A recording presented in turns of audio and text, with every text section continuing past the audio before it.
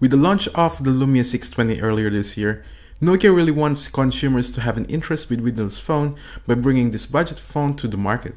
What's up guys, it's Garcia here, and today I'm going to be reviewing the Nokia Lumia 620.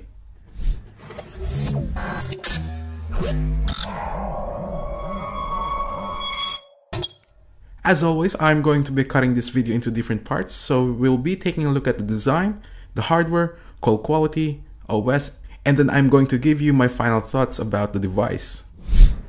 The phone itself really stands out when you take it out in the crowd, with its bright and colorful back. It is made out of plastic, but it doesn't feel cheap at all because of the matte finish. What is nice though is that it's changeable into different colors like orange, yellow, black, white, and pink, so if you get bored of the color, then you can always switch to a different one. The back cover retails for around $24 or less depending on where you buy it from. Taking a look at the front of the phone is a 3.8-inch display with a resolution of 800 by 480 with a pixel density of 246 ppi. It felt really small in the beginning as I've been using phones with over 4-inch display, but after using it for a long time, I gotten used to it.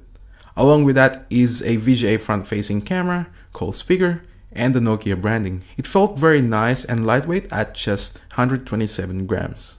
On the device is the volume rocker, power button, camera button, micro USB port, microphone, headphone jack, and another microphone. I actually did have some difficulties with the buttons of the phone, and in my opinion, the volume rocker should have been on the left side of the phone and put the power button to where the volume rocker currently is. The camera button is definitely a plus on this, as it is a lot easier to take photos with it rather than the touch camera button. Taking a look at the back of the phone is a 5 megapixel camera which is capable of taking 720p videos along with LED flash. Below that is the Nokia branding and the speaker.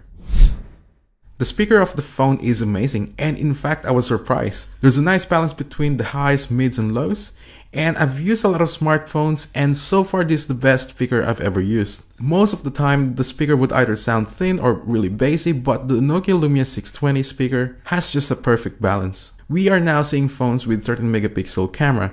The Nokia Lumia's 5 megapixel camera can certainly outperform some of them, like the LG Optimus G for example.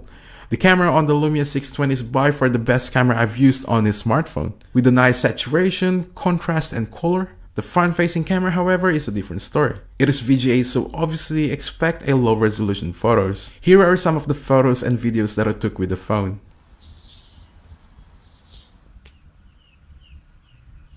If you want a comparison of the rear cameras of the Lumia against some of the high-end smartphones, please click the annotation on the top left corner.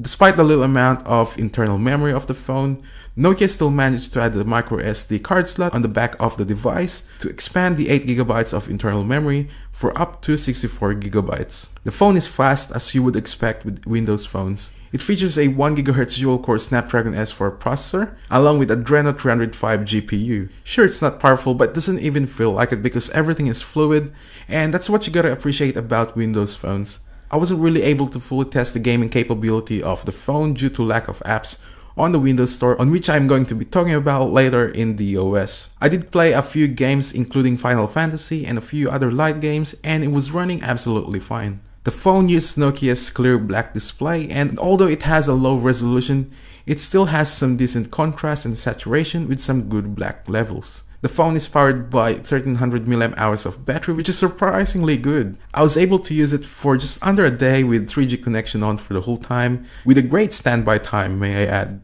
Connectivity wise, the phone has a dual band antenna, so you can access to the 5GHz band on your wireless router. Sadly, there's no NFC and wireless charging on the device, so if you want those features, then you might want to check the other models. In addition to that, it is also not 4G capable.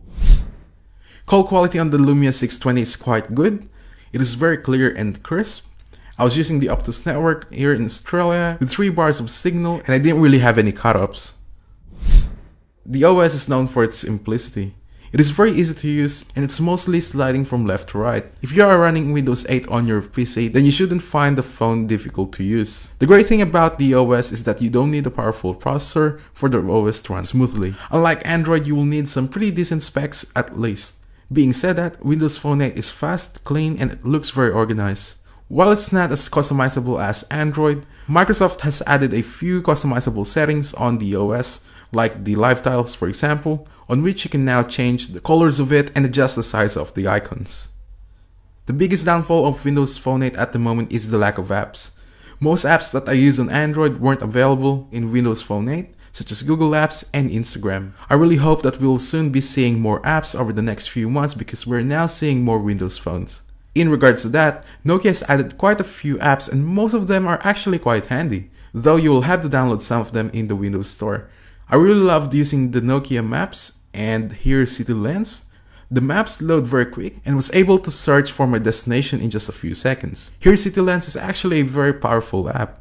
It uses the camera and overlays all the shops, restaurants, and points of interest right on your screen.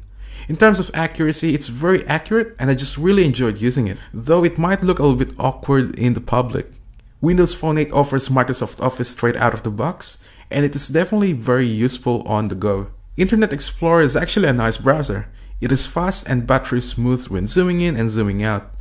Although the problem is that sometimes it is having trouble rendering the page, but other than that, it is one of the best browsers that I've used on a phone. Despite the lack of apps and customizability, the Nokia Lumia 620 offers some nice features such as the camera, great battery life, Nokia apps, and Windows Phone 8. It is a great all-around device with a unique design that will stand out in the crowd. I don't really have any major complaints about this phone as most of its downfall is the OS itself. If you're looking to switch to Windows Phone ecosystem, then this is a great phone to start off with. So there you have it guys, that is my review of the Nokia Lumia 620. You can now get this on Mobile Cities online store for $269. Thank you all for watching. If you like this video, please do subscribe and don't forget to give this video a big thumbs up or leave a comment about what you think of the device. I'm Jens Garcia and I will see you all in the next one.